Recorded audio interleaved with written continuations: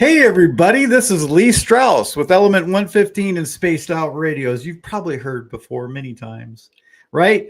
But today, guess what today is? It's freaking Friday. Welcome everybody to the show. Oh my gosh, I'm so glad it's Friday. This week has been a long one. And you know, I am so happy that you all are here watching the show and jumping on in. And welcome everybody. So guess what? We're going to start going down the list and welcoming people in just a couple minutes early. We got Kitty Quack Whack in first position tonight. Oh my gosh, she was on early and I said hello. When I see, usually what happens is I'll come home from work and I'll turn the computer on and then, start to welcome people if they show up early. Sometimes I hang around my computer. Sometimes I go into the kitchen right away and start making food like I did tonight. But if you guys ever want to jump in early and just shoot the, you know what? I'm here. So Frankie B, welcome to the show. We got Nikki Jacobs in the house, of course, from Washington State. Tim James from right across the border in Canada, not too far away. Actually, I could drive to your house tonight and I don't know what I would do, but it could happen. Anyway, so who else do we got here? We got Deidre C. Welcome, Deidre C. And we got Area 51. Thank you for showing up tonight. He is a previous winner of the swag from SOR, so we want to congratulate him on that, of course. Who else do we got here tonight? We have got Cosmic Joe Chronicles. Welcome tonight. Glad you're here. Glad you came on in. And who else is jumping in on us? We got Jennifer. Is this the most amazing Jen ever jumping on in with us? Okay, we've got Capped Crod. Welcome. Let's see.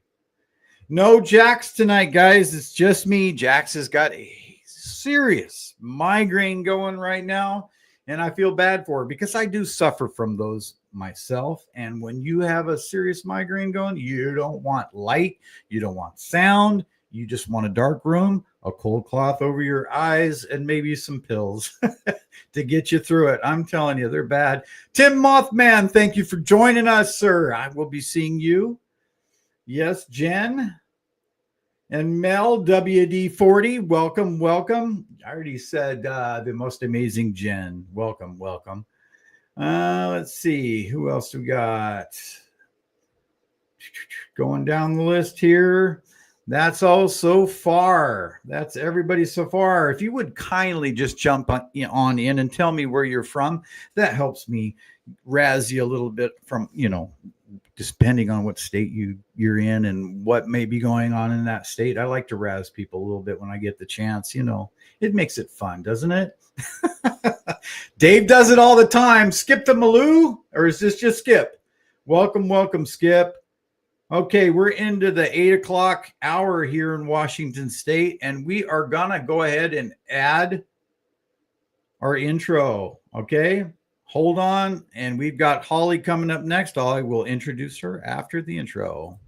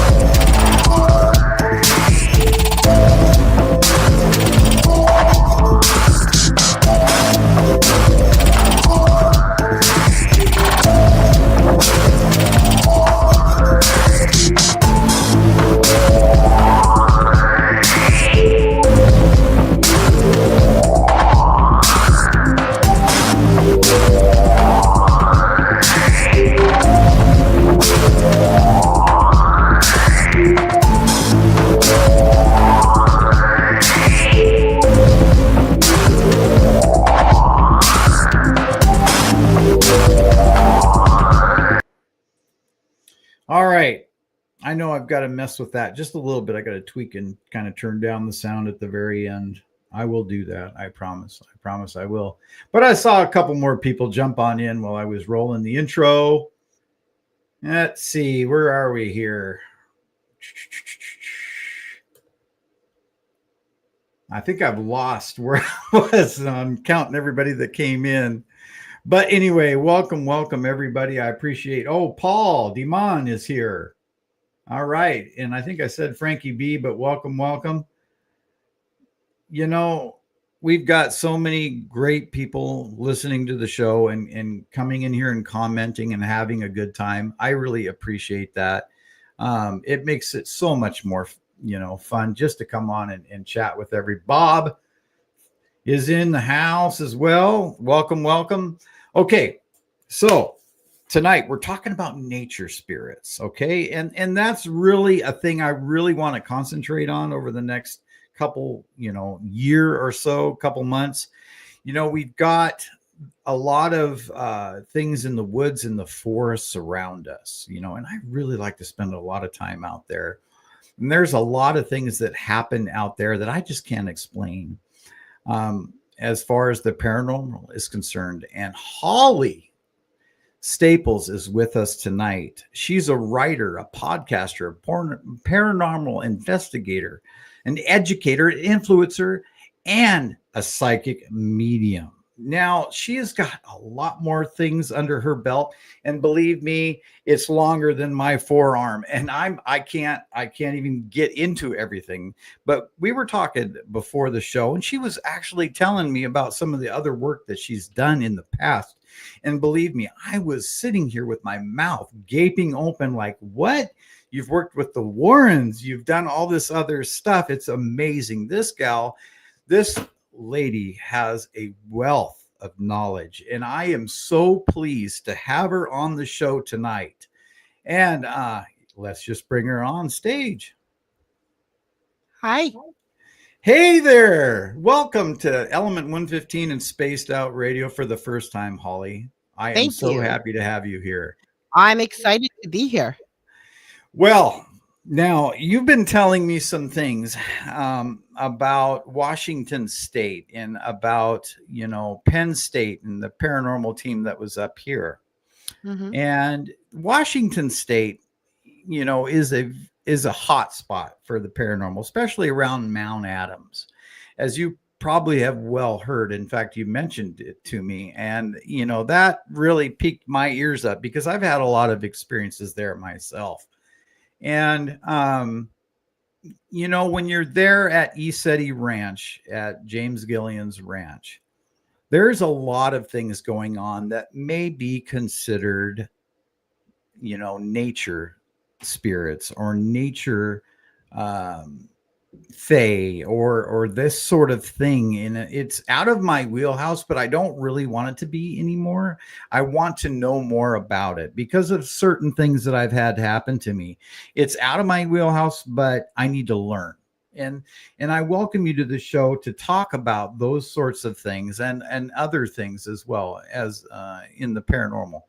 So let's get into it. Why don't you go ahead and share a little bit about who you are and how you got to be who you are now? You know, um, yeah, just go ahead. Well, I've been involved in the paranormal for as an investigator for 30 years, over 30 years now. Although I've been involved with the paranormal since I'm a child. Having had experiences with things. And I've done a lot of investigating, private homes and publicly. And actually, like when you were talking about learning about nature spirits, this is like a big thing for me. I grew up with a Irish, my grandparents from Ireland. They actually immigrated here when my dad was born on the boat over.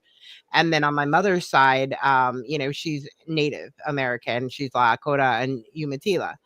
So, which I'm just starting to connect with that part.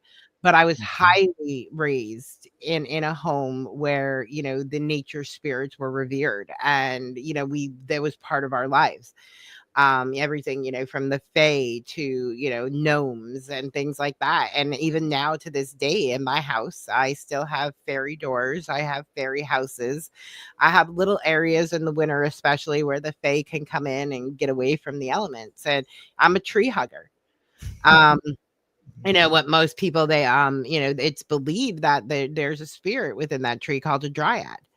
And when I get overstressed, especially in the paranormal world, which a lot of people that happens a lot when you're doing an investigation or you're out in the middle of nowhere and things get, I will literally go up and hug a tree and all of that just disappears. It's like what that tree spirit is taking away all of that and grounding me. Yeah, and I feel the same way when I go out and hike here in Washington State. It really helps just pull away all the negativity and the stress that I have in my life. I work in construction, and sometimes that can be very high stress. Being a site foreman for a construction company, and I go out there, and I'll tell you what, within an hour or two, it is just totally pulled away from me. It's like where I belong is what it feels like. Yeah, and that's exactly, how I am. I'd shared with you earlier, I have two children with autism. And one thing that I had always noticed about them, and they weren't taught as much as I was growing up. I kind of got away from that. Mm. Even though I still believed in it, I didn't push it off on them. But I noticed when they would be stressed and when they would be anxious, they would run to the forest behind our house. And that's when I was like, oh, they're understanding what's happening around us without ever being taught. Yeah. And I loved that because like I tell people all the time, if you think about it, everything around us, these things are all around us because a lot of the spirits, the nature spirits are elementals is what they're called. And they focus on the elements of earth and air and water and fire.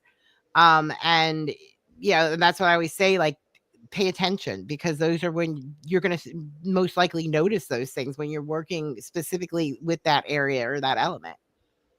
Yeah, it's really nice for a lot of us to be able to live in an area where we're next to a forest. But what do people do? Let's say if they live in an area that doesn't have a lot of trees and that sort of thing, are there still nature spirits around, like in Arizona and in places in Utah where there's not a lot of forests around?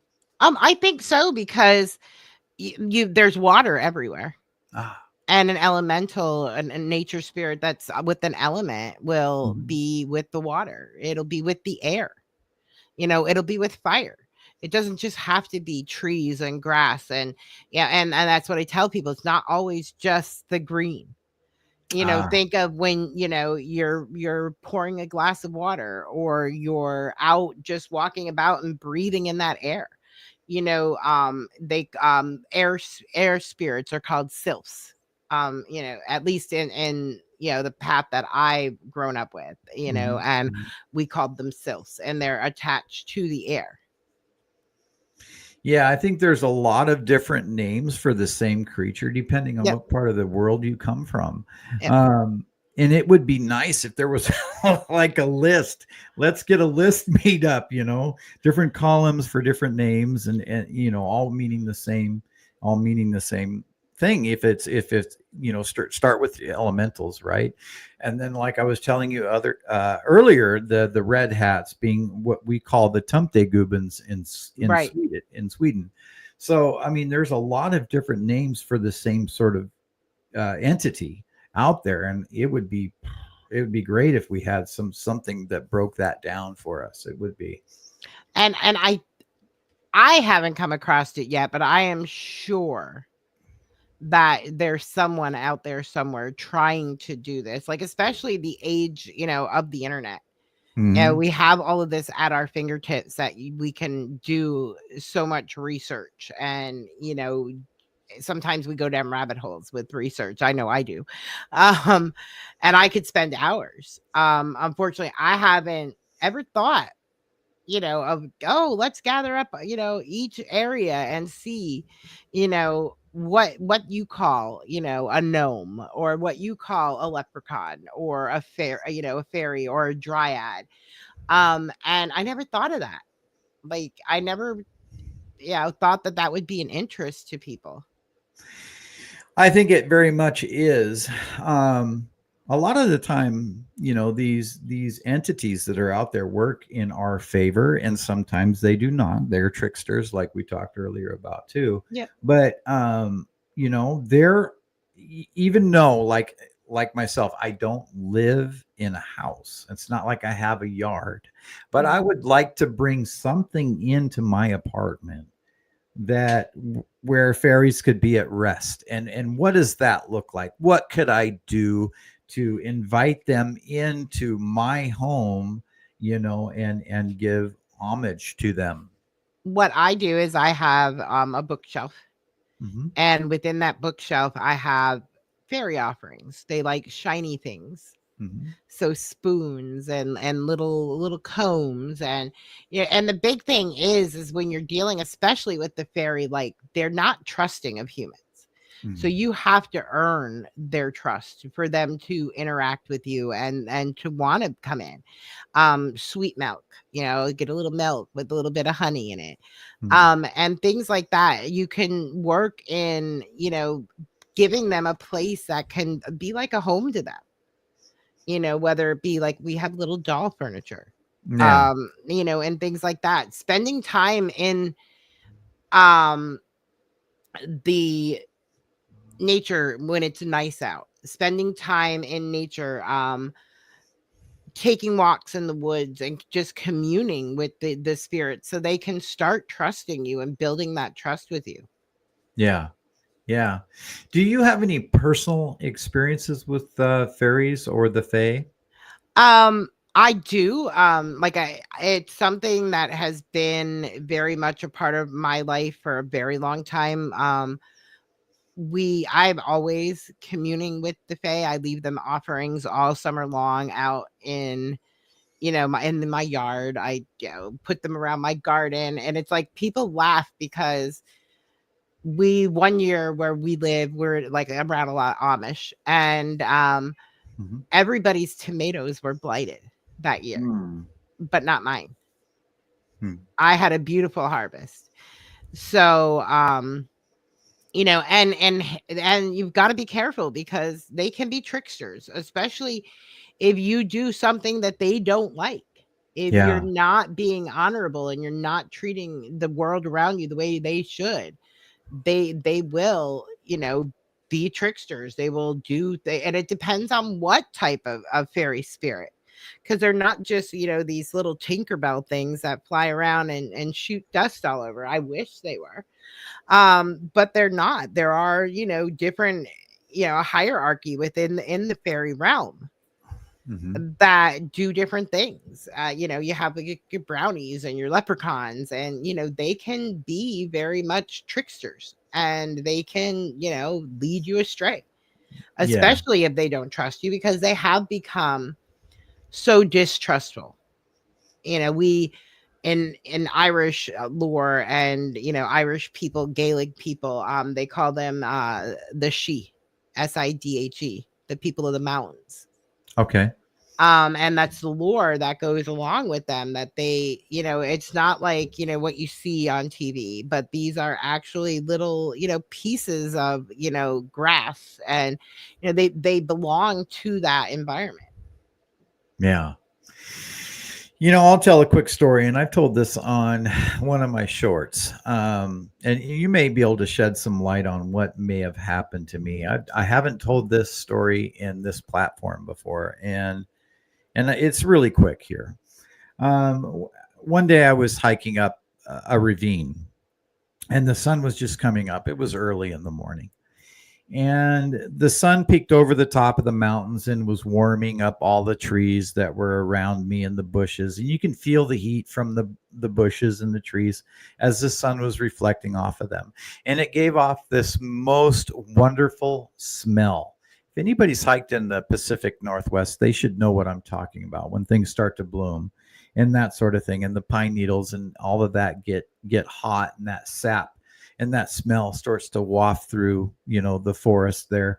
But what happened to me is all of a sudden I was able to see like a different color, almost as if everything had a rainbow around it, all the plants, all the trees, and it was like everything was singing. All of a sudden everything had like a living soul and was just singing for the sun. And it didn't last that long, maybe 10 seconds max. And I was just in awe. And I was like, I was just given a gift. I don't understand it. I've never experienced like anything like that ever, only this one time. And it was the most amazing thing that it brought me right down to something that was talking to my soul at the time. It was powerful and it was amazing. Do you know or have you heard of anything like that before? Yes, actually, I've heard it a lot. The belief is that the people of the she, the fairy people, that they don't actually inhabit our plane, Yeah. but on another plane. And every once in a while, we exist, side by side. Oh. And every once in a while, we're given a glimpse into, because that's why they say a lot of times the fae will trick you and they will take you back. And Mhm. then you can't come, there's a lot of stories of that. But every Right. once in a while, we're given a glimpse into that Mhm. other side.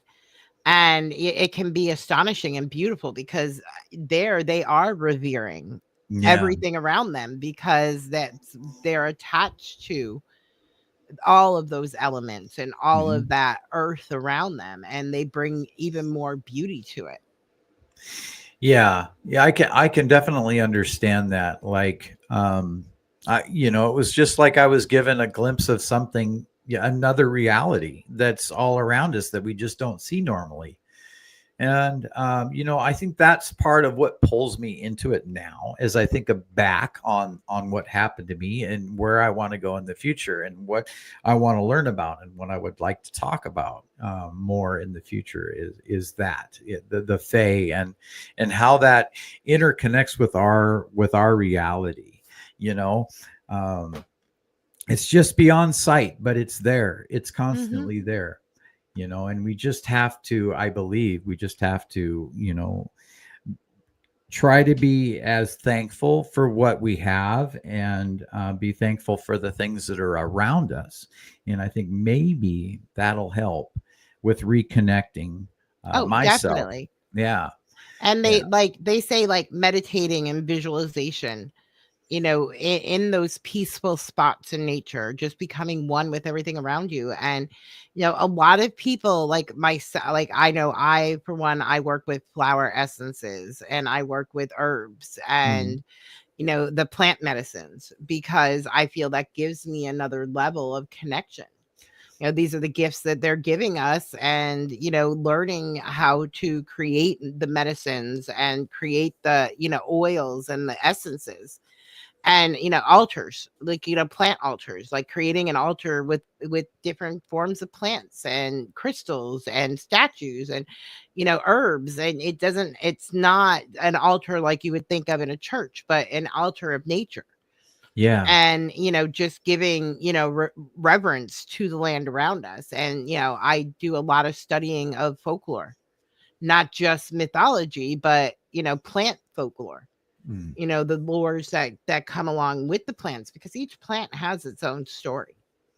Yeah, I agree with that. Each plant might have its own spirit of Mm. sorts. Well, yeah, and that's where, like, especially like with trees, Mhm. you have your dryads, which are, the tree spirits, and naiads, which are spirits in water, Mhm. and mountains and rocky places. I believe it's or reeds. I can never pronounce that one correct.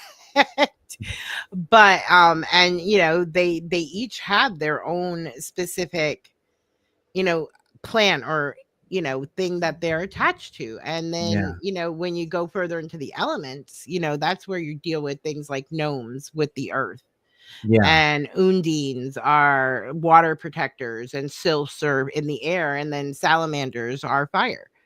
Okay. And so like I'm a big one. I'm very much, I'm a salamander person. I'm a fire sign. Okay. So but I do, and I love that time of year when, because I that's when I feel most connected to that element, is when I can see the salamanders and such around. Interesting. Interesting. So are you saying that because, of what sign we might be more connected during that time of year to these elementals? I think, like, depending upon whether you're an air, water, those could be elementals that you're attracted to. What's really funny is I'm a fire sign, but I'm also very much, attracted to water. And they're Okay. supposed to be polar opposites, Yeah. Yeah. but like I feel a huge connection to everything around me, like if I'm, putting my feet in water. Hmm. But yeah, at the same time, I could sit and stare at a flame Hmm. for hours, and Yeah. it tells me a story.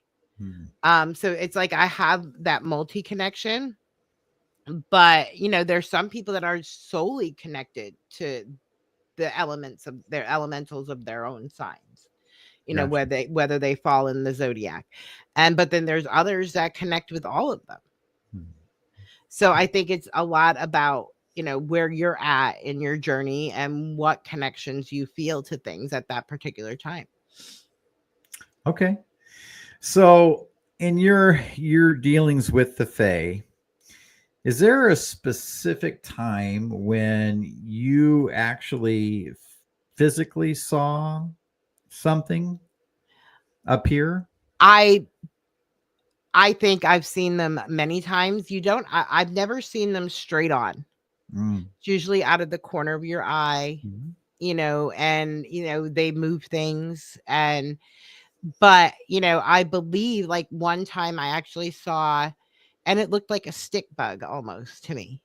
It didn't have wings or anything like that. It was just this little thing that was on a leaf, and it looked like a stick bug. And but there was just something about it that I knew it was more than a bug.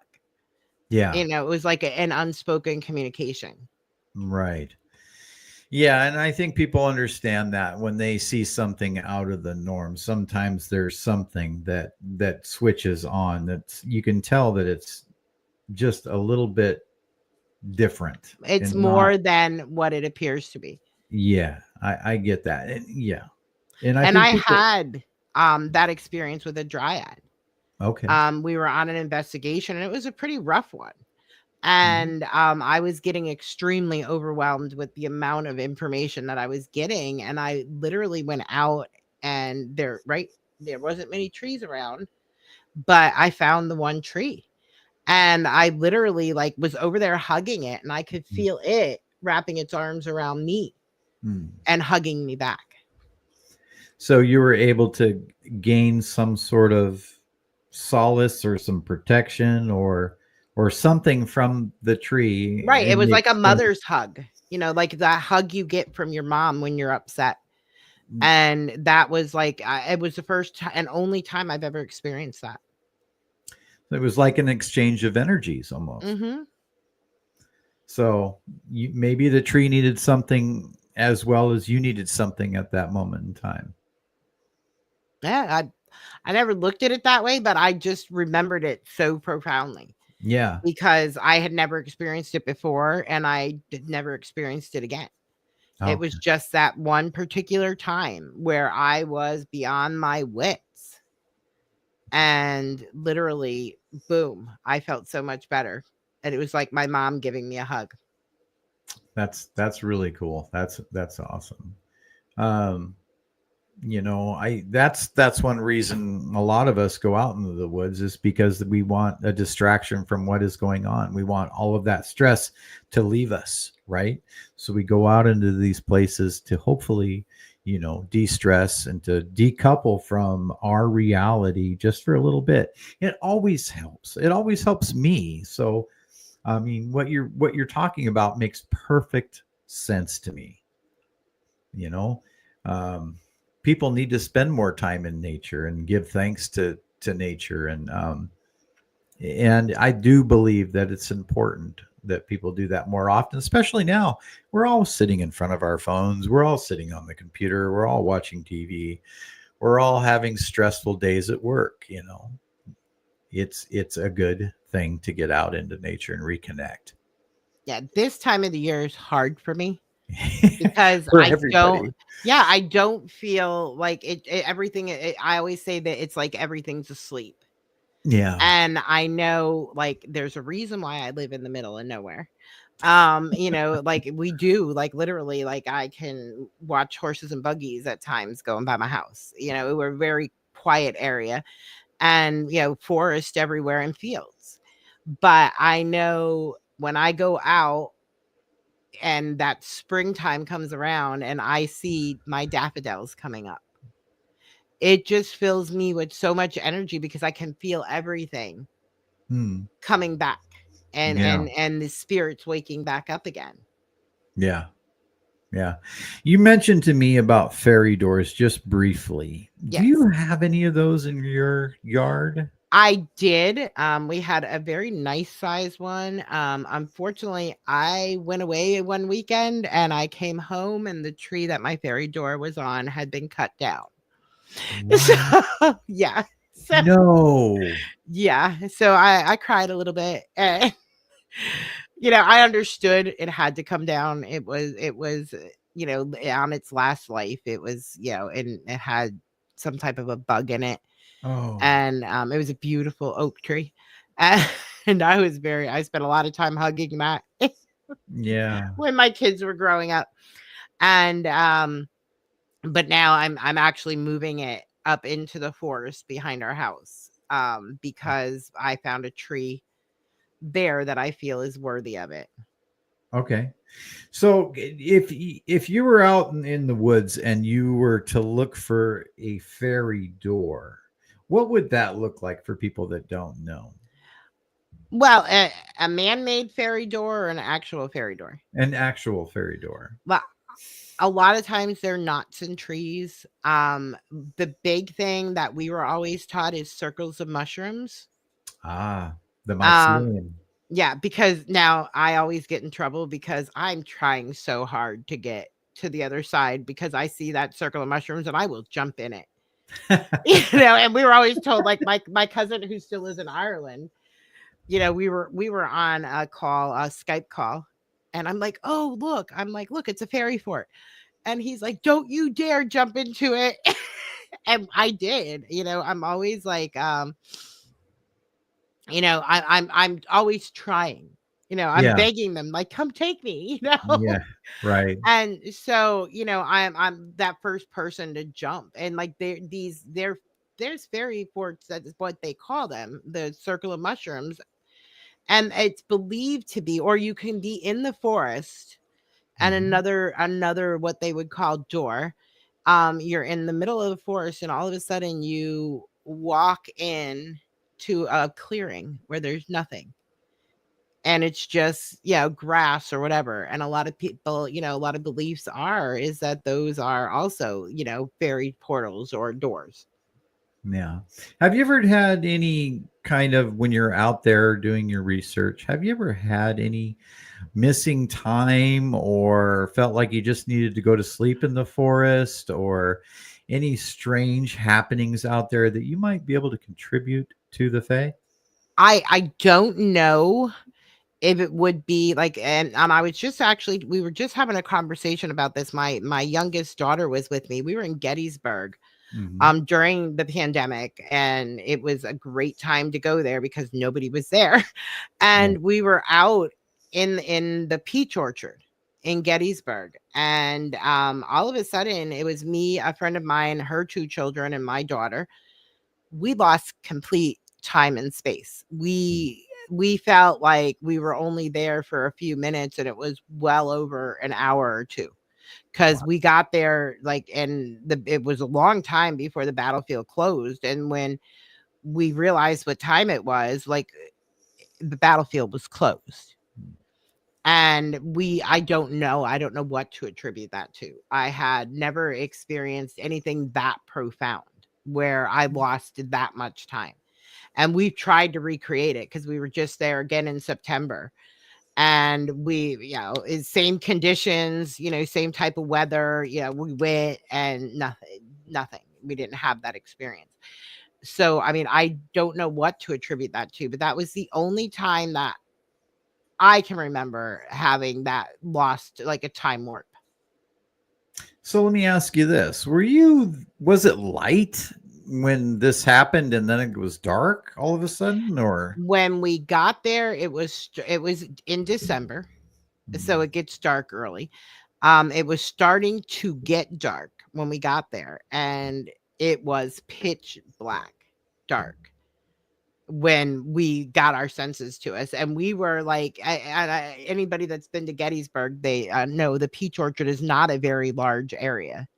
Okay. But somehow it felt like we had been walking forever. And we ended up all the way, like we couldn't even find our car. We couldn't even remember where we parked the car. We just walked out to the main road and started walking in a circle to try to find out where we were and where the car was. So I gotcha. So that could be contributed to, the Fae, or maybe just some kind of resident haunting of some sort. yeah, your guess is as good as mine. But when you think about it, the peach orchard itself is full of trees. Uh-huh. Okay. And so could it have been like that? It was the perfect time and the perfect place. And we were taken away for a little bit. I mean, I still can't explain it. My daughter can't explain it. My friend to this day has no clue. Was it just the three of you then? There was 5 of us. It Okay. was 3 teenagers and Mhm. 2 adults. Interesting. So, Okay. yeah. What did you all come away with similar stories, or was there differences between your stories, or? The boys kept insisting they were seeing people, like someone laying on the ground. Okay. And my daughter was saying the same thing. It looked like someone was like crouched down or laying on the ground. I didn't feel that. I just kept walking because I don't know why. Because at that point I had a lot of issues with my legs. And I a period of time when I was like pretty much either wheelchair bound or very limited with walking, and I just kept walking. And then when we came back from wherever we were, I was like in tears crying, thinking, how did I walk this far when I can't? Yeah. I'm literally in a mobility scooter, and where's my car? And I wasn't like I had a small car. I had a big Ford Flex. Yeah. So you Yeah. can't just misplace a car that big. Right. It sounds like an amazing story. You guys probably ought to think about getting a regression done, because that, with 5 of you experiencing this missing time, that's pretty amazing. Yeah. Yeah, it was insane because I couldn't believe it. Like the kids were even like the same thing. They were like, it wasn't this dark just a couple minutes ago. Yeah. Yeah. And then we looked at our clock, my phone, and it was like, well past the time the battlefield would be closing. Interesting. Now, did they close gates, or you're not able to get No, out, or? no. The certain areas like where the visitor center and stuff is gated, but for the most part, the whole town of Gettysburg is the battlefield. Okay. So you can go anywhere. There literally are their streets. There are people Okay. that live on these streets, Mhm. and especially the peach orchard is on one of the main roads, Taneytown Road. So you literally, that's one of the main, because that's how we figured out, we got out to the main road and we seen the traffic, and I'm like, Yeah. where's my car? Yeah. That's a little bit nerve-wracking. Yeah. And it is freaky when it happens. And, like I said, we've tried to recreate it and haven't been able to yet. Interesting. Okay, so with the Fae and the Native American lore, are there similarities between, or is there something that between Native Americans and, let's say, the European I think there belief? is. It's just like you had said earlier, they're called different things. Okay. And when you look at a lot of, I don't know a ton about, because I'm just learning. Hmm. But you look at a lot of the lore, at least on Lakota, is very much tied to animals. And like my daughter is heavily involved with coyote, which Hmm. is it's a trickster. However, it's also a very much part of the creation story with the Lakota. Hmm. And it's based on a coyote. And a lot of our stories involve coyote and spider. That's interesting too. The fact that you're talking about animals. Now, a lot of lore talks about, animals that are pure white, the white Yes, buffalo, the white or, buffalo, that's actually Lakota. yeah, We have white buffalo woman. oh, okay. And yeah, and the belief is the white animals are ushering in, Hmm. a time of peace. Okay. At least that's what we've been taught. Depending upon what lore and what each tribe's stories are different. Yeah. When I was getting involved with the crypto field Hmm. and, learning about like the Wendigo as a cryptid, Hmm. it took a lot for my mind to wrap around it, because we have lore of the Wendigo, which is to teach us to not eat people. Hmm.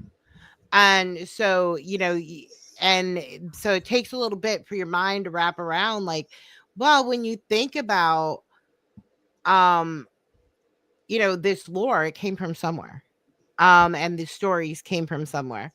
But yeah, and the white animals have always been, a symbol of ushering something in, Or especially the white buffalo. a purity type Yeah. thing. And and I think too, when I look back like at the Swedish, lore as well, the white stag, I think that would Mhm. be similar, Yep. in fact, to a white buffalo, or to, you Any know white animal to Mhm. indigenous people is considered sacred. I know we have down here have had sightings of a white buck.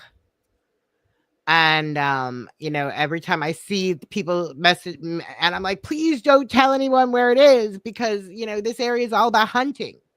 Oh And yeah. they're going to go get it because it's something different that Mhm. these people want to add to their trophy cases. And yeah, so I mean, I'm always like, don't tell them where you saw it. Let it go, let it be a piece. So what's the mythology behind that, though? When someone sees a white animal like that, is that a sign of good luck? A lot of tribes believe it is, and they Hmm. believe it's equally as bad if you Oh, harm it. oh, if you harm it. Yes, if you harm it, it's believed to be equally as bad. That's interesting too. Yeah, you definitely wouldn't want to harm something like that. One time I was driving to work and I saw a white owl swoop down in front of my vehicle, and I was like, "Wow, wait a minute, what's that mean?" My Right? first thought goes, "What is that, and what does it mean? Yeah, What's the see, sign?" and with me, my first thought goes to Hedwig, Harry Potter. Oh, Harry Potter, that's hilarious. Yeah, I hear white owl, and that's where my brain goes. But yeah, I mean, I don't think I've ever seen a pure white owl. Hmm. I've only ever seen an owl once. Really? Yeah. Huh. Well, that surprises me too. I correlate owls with the Fae as well. For some reason, in my mind, they seem very supernatural to me, Mhm. wise. Yeah, oh yeah, definitely. Like that's what, like, they're a huge symbol of. Now, I've actually had more experiences with bats Mm, than I have owls, and it could just be where I live too, yeah. our area. is, more prone to that. I mean, I have bats in my attic, so And you would consider, being around a bat or having a bat in your house would you consider that like a sign of the fae being around? I think it adds to that whole animal spirit, the nature spirits that, they feel like they're welcomed. Hmm. I don't I don't see where it's a bad thing. Like, I don't freak out unless they come down in the house. And then I run around and scream and stand on the yeah. I don't want them in my living area, but, Right. I don't bother them where they're at. Yeah. Most people consider brownies in your home to be something that would take your sock or your Well, bobby pin or whatever what and hide it away. what we were always taught are, the brownies are like house cleaners. They're Mm. household fairies. They clean, they wash, they milk cows, they do good things, but don't leave them money. Don't try to pay them because they look at that as an insult. And so, like, that's what my grandmother would always say when things seemed to get done that she didn't, oh, the brownies were here. And I'm like, okay. I didn't understand that, but now as an adult, I see things like that happen and I'm like, Mhm. "Oh, now I understand what she meant because I know my kids didn't do it. I know my husband didn't do it, and I know I didn't do it. So the only other option are the dogs or the brownies, and my Gotcha. dogs are too lazy."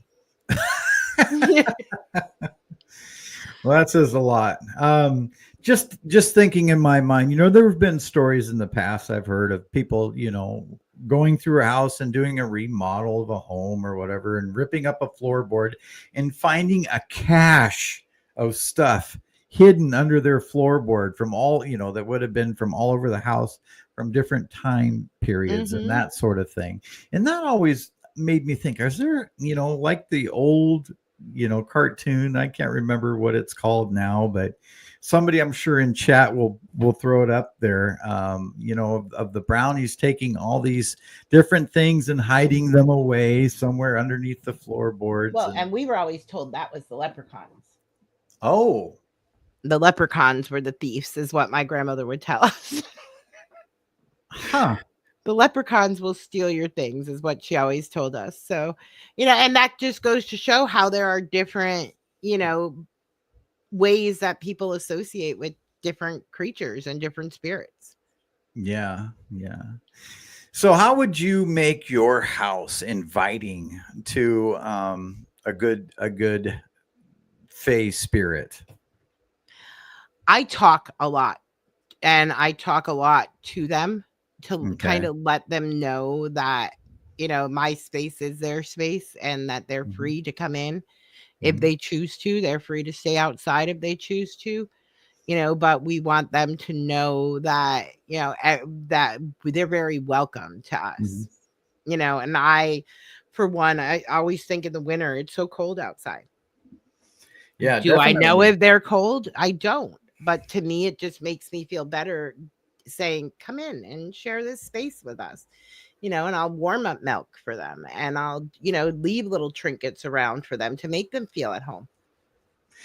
One thing I've always thought about with them is shells. If you go to the beach, Hmm. look for, a handful of shells and just bring them back.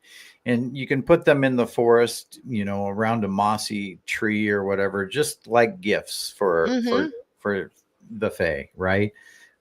Because it's out of the normal. You're bringing something that's, 50, 60 miles away into the forest for them. And they're I've, going to be inquisitive. yeah, exactly. Not only inquisitive, it's like a gift. You're giving something to the forest or to the fae, or maybe even Sasquatch could be part of the fae. That something that I often wondered if that's the case. But bringing shells into the forest is, I would think, would be like an offering or a gift. Oh yeah, I agree. Like I always leave things behind whenever I'm foraging. Hmm. I always thank Hmm. everything around me for, and I never take more than what I need. Hmm. We have a specific flower that I use, and it's not even really a flower. I don't know what you would call it. Indigenous people call it a ghost pipe. And they only come up at a certain time of the year, and it's very hard to find them. And you can cause complete decimation if you take too much. And it's something that I use for anxiety. Okay. And I make a tincture with it. So I always go in and I thank, the earth. I thank the creatures, the spirits, and everything around. And I explain to them what I'm doing. And then I always leave something behind for them. To give them like an offering to say, hey, Mm-hmm. thank you for letting me come into your space. Thank you for sharing some of your plant with me. And Yeah. now this is for you. Uh, And I try to make it something that I know that's going to degrade at some point and give energy back to them. that's definitely a good thing. You wouldn't want to bring, something that would harm, the earth or the area. Definitely plastics or anything like that. Yeah. Right. Yeah. So, I do a lot. As a Lakota, we have our, medicines. Mm-hmm. So I always have my medicine bag with me. So I may leave an offering of some, prairie sage. I may leave, some cedar. I may leave tobacco. It's whatever I feel like needs to be left at that time. And that's something you just get a feeling about when you're out there. It's like, it's in your intuition. Yeah. I always tell people to listen, because Yeah. their intuition will never guide them wrong. Right. That's interesting. Do you happen to have that medicine bag near you there? No, I don't, unfortunately. It's out. It's actually in my paranormal bag. Uh-huh. Gotcha. So yeah, Gotcha. because I was actually, the last time I had it with me, I'm getting ready to do an investigation. And so I've been packing my bag so I don't forget things. Yeah. That's always good to have all your stuff in one Well, area. and just so you know, my medicine bag, and Yeah. you'll get a kick out of this. It's a makeup case, and it says everything is better with glitter. That's fantastic. Yeah, and so yeah, it's whatever you make it. And my kids happen to find that, and I'm like, "Oh," and it perfectly fits. My sage, it fits, all of my medicines fit right in it. And it doesn't have to be anything fancy. I have a medicine pouch that my grandmother had made me when I was little, and unfortunately it's being repaired right now because the string broke on it. And but that I carry with me a lot. I usually always wear that, especially when I'm out and about, because Yeah. I don't even know what's in it. It's never been opened by me. I mean, that's something your grandmother made. Yeah. That's awesome. That's awesome. Full of good things, I imagine. Maybe even, a little bit of crystal and a little bit of sage Yeah. and I have no idea. It was made for me. Oh my goodness, 40 years ago. wow. And that's why it got to the point where it has been, the cord on it has been Yeah. so stretched, and my cousin is repairing it for me. Nice. Nice. So, so you were talking about working with Penn State. Yes. And how long ago was that? I left the group that I was with there probably 3 or 4 years ago now. Okay. But the group had actually left Penn State and gone out on their own when they all graduated from college. Yeah. So we ended up no longer being like out at State College, but actually in I believe North Carolina, South Carolina for some time. See, I used to watch Penn State Paranormal a lot when it first came out. In fact, that was probably the first ghost hunting show that I was even interested in. And I think mostly because they did deal with nature spirits, but they also dealt with a lot of other things as well, like, It was haunted homes and, it was what was nice about the society is yeah, is that it wasn't just about one thing. They focused on multiple aspects um of the paranormal. And then that's what was great about it, because the people were from all different backgrounds. Yeah. It wasn't, a religious based society at all. It was very much a science and paranormal society. Right. Right. And I'm trying to remember the name of that guy that got the guy that ran it or headed. Ryan. Yeah. So Yeah. he got into drugs, and unfortunately, I mean, Yeah. gosh, he was And great in the show. I think in our field, I'm a recovering addict. Now, my addiction happened years and years ago, but I think in this field there are certain things that you deal with that open you up to that. You're probably right about that.